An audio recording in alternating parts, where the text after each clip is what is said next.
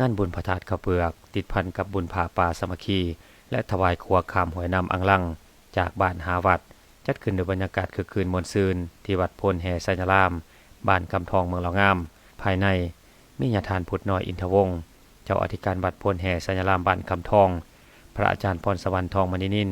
ห้องประธานองค์การพุทธศาสนาสัมพันธ์ลาวหัวหน้ากรรมาธิการปกครองสงฆ์เมืองเหล่างามพร้อมด้วยพระเทรานุเทระที่นิมนต์มาจากวัดแห่งต่างๆภายนอกมีคณะเขตอำนาจการปกครองบ้านเจ้าภาพเจ้าศรัทธาและออกตนญาติโยมเข้าร่วมอย่างเป็นขบวนภายในงานมีหลายกิจกรรมเช่นตั้งกองบุญตะโหมปัจจัยเครื่องสัญทานต่างๆสูตรปริตามงคลพังธรรมเทศนาและมีการแห่ผ้าป่าสามัคคีซึ่งมีขบวนแห่ของพระสงฆ์สามเณรเจ้าภาพเจ้าศรัทธาอำนาจการปกครองบ้านออกตนญาติโยมเข้าสู่วัดด้วยบรรยากาศคึกคืนและหักสะไดหิตของประเพณีอันดีงามที่เคยปฏิบัติกันมาแต่โดนนาน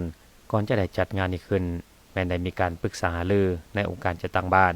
และมีความเห็นดีเป็นเอกภาพจากประชาชนพร้อมได้รับการอนุมัติจากองค์การในเราสังสาสตร์เมืองเหล่างามแต่งตั้งและมอบเวียกอย่างละเอียดให้แต่ละอนุกรรมการรับผิดชอบเพื่อเฮ็ดให้งานมีผลสำเร็จตามแผนที่วางไว้ตั้งหน้าทั้งคณะอำนาจการปกครองหาหน่วยงานเก่าเขตการนี้เนาะได้มีความพร้อมมีแนวคิดจิตใจเอื้อเพื่อแผ่มดญาติโยมในบ้านนี่แล้วพ่อแม่ประชาชนเพื่อสอกแรงไล่รับได้เขาเพื่อทั้งอาจารย์นี่สิได้พัฒนาวัดว่าห้ามบ้านคำทองนี้เนาะจังว่าเฮ็ดให้มันมีสีสันขึ้นกว่าเก่าตั้งหน้าเจ้าภาพเจ้าศรัทธาได้แสดงความรู้สึกดีใจที่ได้เป็นส่วนหนึ่งในการประกอบส่วนสร้างวัดวาอารามเพื่อให้เป็นบ่อนเคารพนบไว้เป็นบ่อนตะโหมจิตใจของชาวพุทธและเป็นมูลมรดกตกทอดตลอดไปมักทำบุญ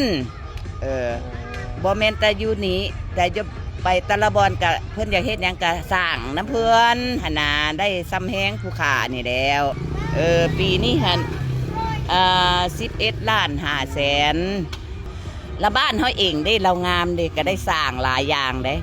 สร้างต่อเนื่องเลยนะแล้วบัดนี้หั่นเฮาสร้างแล้วบัดนี้เขตนอกเด้มันก็ต้องขาดแคลนอันใดแน่เฮามาเห็นเฮาก็อยากทำแม่นตะว่าทำบุญนี่ทำด้วยใจเด้บ่แม่นว่าอุ้ยเจ้าท่ารวยจังทำบ่แม่นเว้าเรื่องใจลูกเว้าเรื่องจิตใจเฮาอยากทำบุญเท่าแหละทำบุญอย่างเดียวซะโอกาสนี้ญาทานพุทธน้อยอินทวงศ์เจ้าอธิการวัดโพนแห่ไสยรามบ้านคำทองเมืองเหล่างามได้แสดงคำขอบใจต่อการนำภาครัฐบ่เฉพาะแม้นองค์การจัดตั้งทุกแขนงการภายในบ้านเจ้าภาพเจ้าศรัทธาออกตนญาติโยมที่ร่วมแรงร่วมใจกันจัดงานบุญครั้งนี้